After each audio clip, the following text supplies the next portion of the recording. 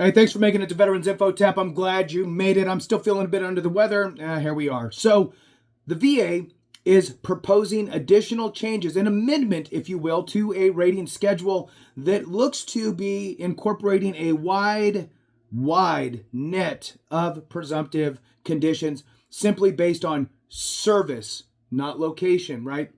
Most presumptive conditions that we see make it to where you had to have served in a specific location during a specified time period, and that will open the door to some presumptives. This is a much wider net than that, so I wanted to dive into it, just bring it to your awareness. And before we get into it, I want to throw on a special thank you to Paul Lunks 8383. Paul, thank you so much, brother. I appreciate that super comment, super chat very much.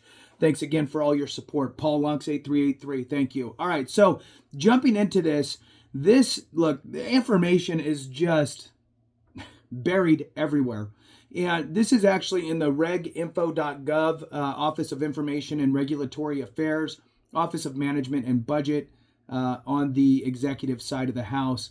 And I'm going to read to you what's happening, and then I'm going to dive into a couple other things, the M21, and then some public law as well, and just share this with you. And I'll try to get the links in there. And if I miss it for some reason, try to throw a comment in, and that might jog my memory to do so. So hit the thumbs up, subscribe, share with a friend, all that good stuff. I truly appreciate it. Every thumbs up, every minute watched helps to spread the word, which is what we're really trying to do at the end of the day. All right, so the title here on this specific publication is, let's see. All right, so it is Adjudications Coronavirus-Related Illness Claims. Now, I'll give you the quick version here, then we're going to dive into it and dissect what they're saying, and then move into these other pieces to look at that as well. Being rated for essentially residuals of coronavirus is not a new thing. This has already been in effect. They are making some changes, and they're actually opening it up and making it a wider, I guess, avenue for service connection, and it sounds like additional presumptives. So let's dive into it. It says here that the Department of Veterans Affairs is proposing to amend, okay, this is to amend the portion of its rating schedule for the VA rating schedule for rating disabilities that addresses infectious diseases and immune disorders to add a new diagnostic code and rating criteria for coronavirus, I shortened it, disease, right? 2019, but it's also called COVID-19, which was just easier for everybody. Additionally, VA is proposing to amend its claims adjudication process to establish presumptive service connection for COVID-19 and its chronic residuals. So not just COVID, but COVID and its chronic residuals. Now, they're going to work with whatever they're working with to establish a, I hope, solid, robust list of chronic residuals that could be a result of COVID-19. Now, it doesn't give the exact dates, but we're going to jump into the M21 and some public law as well. So the proposed rulemaking is needed to implement the Johnny Isaacson and David P. Rowe, MD, Veterans Healthcare and Benefits Improvement Act of 2020, and will enable claims adjudicators to grant service connection for active COVID-19 disease and any of its long-term residuals when the disease is diagnosed after a qualifying period of duty, but not before the end of the manifestation period. Finally, this proposed rulemaking will specify the nomenclature used to refer to the coronavirus-related illness. All right, so they're tightening some screws in a good way, and patching some holes and doing a little work on the rating schedule for this, which is all good stuff. And it sounds, again, what it's saying here is presumptive service connection for COVID-19 and its chronic residuals. That's huge. Now, let's look at the M21 here, and just not the whole entire thing, it's too big, but a section of it here. And in this portion that I'm in, it's the M21-1 Part 8, Subpart 3, Chapter 10, Presumptive Service Connection for Coronavirus Disease, COVID-19. All right, so as we scroll down a little bit, it says manifestation period. The manifestation period for development of symptoms or death due to COVID-19 is as follows.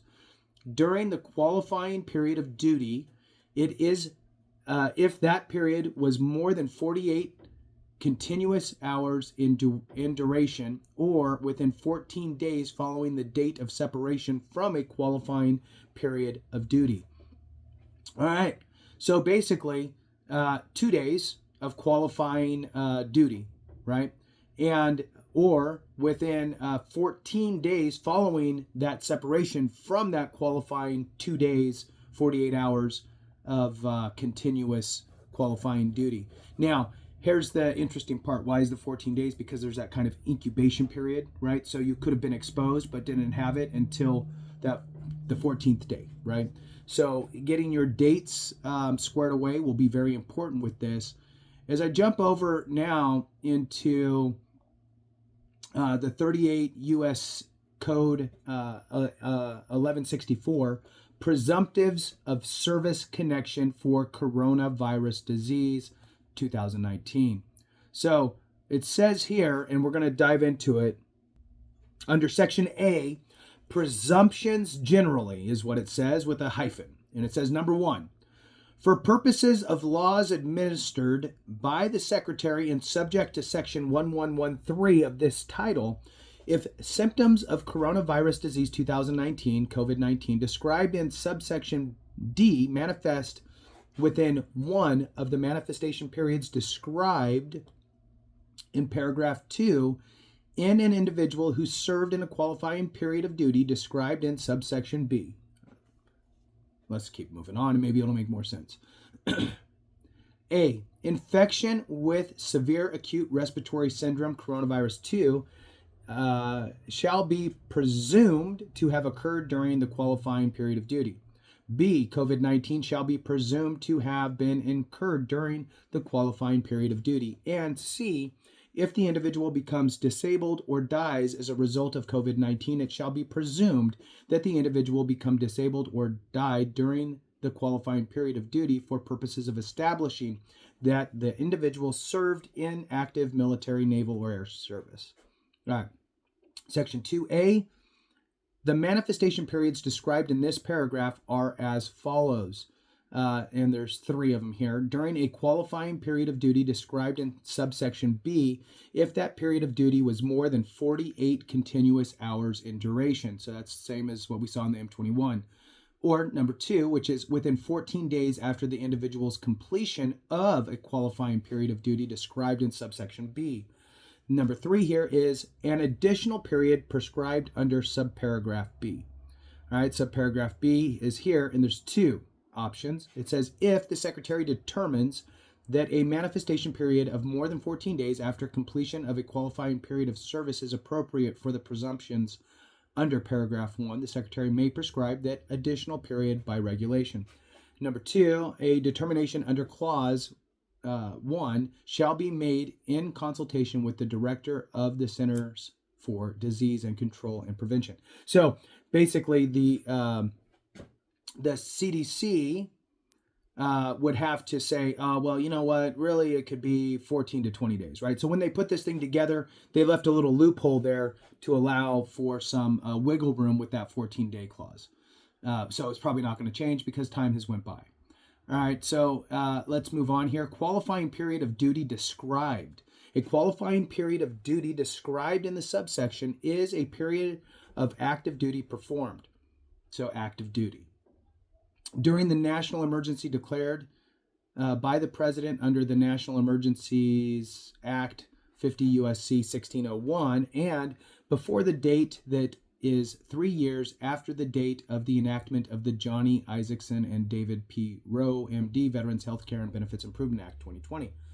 Number 2, training duty under Title 10 for full-time National Guard duty as defined as Section 101 of Title 10, performed under orders issued on or after March 13th, 2020.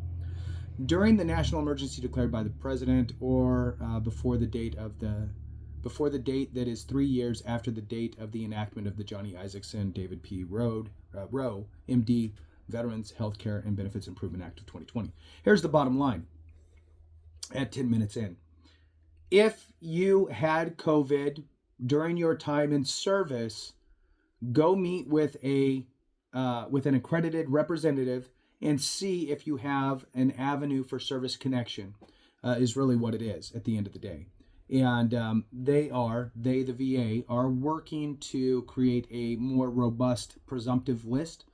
But in the meantime, this is where we're at today. So there's only a little bit left. Let's go ahead and just kind of fumble through this real quick. So, application of presumptions for training duty. When pursuant to subsection A, COVID-19 is presumed to have been incurred during a qualifying period of duty described in subsection B2, which we covered. COVID-19 shall be deemed to have been incurred in the line of duty during a period of active military, naval, or air service, and where entitlement to benefits under this title is predicated on the individual who was disabled or died being a veteran, benefits for disability or death resulting from COVID-19 as described. And for those hanging on, this is important because if there's death that comes from this, then that opens up DIC, dependency indemnity compensation for survivors. And if you can hang it on a service-connected condition, that is a very smooth process, right? Otherwise, the veteran has to be rated at 100% or paid out at the 100% level for 10 years prior to death. So if it's before that, you need to hang on there that it's death was from a service-connected condition. Now, just a quick side note, on the death certificate, there's 2 spots, cause of death and contributing cause of death. So you can have your service-connected condition in either one of those spots on the death certificate. All right, moving on. So, says it's got a list of some symptoms of COVID-19 in here and medical examinations and opinions as well, little section. And we'll go ahead and leave it there. So with that, the bottom line is that the VA is working to expand by way of an amendment to the rating schedule, expand its presumptive conditions for COVID-19 and its residuals.